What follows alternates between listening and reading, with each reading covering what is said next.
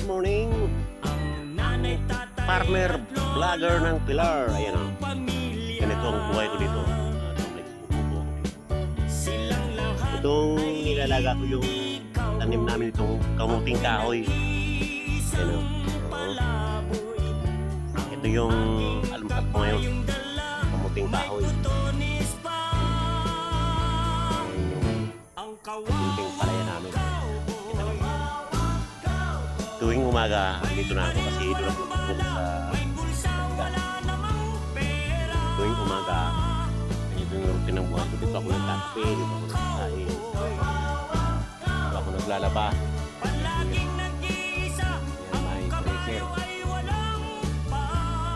Yan yung muntit naming palayan.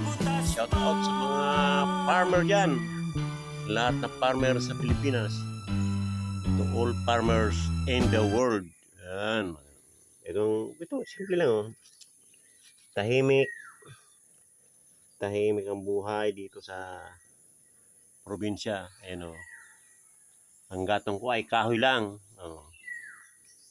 Kahoy lang para tipid. Oh. Tapos ang mga almusal ko dito, mga duma-duma lang, mga saging, kamuting kahoy, kamote. Kaya nagtatanim ako ng mga prutas dito, mga door ditong kamuting kahoy, kamote. Kasi yan ang pwede kong almusal sa umaga. Hindi na ako bibili. Kasi malayo sa bayan dito eh. Salamat.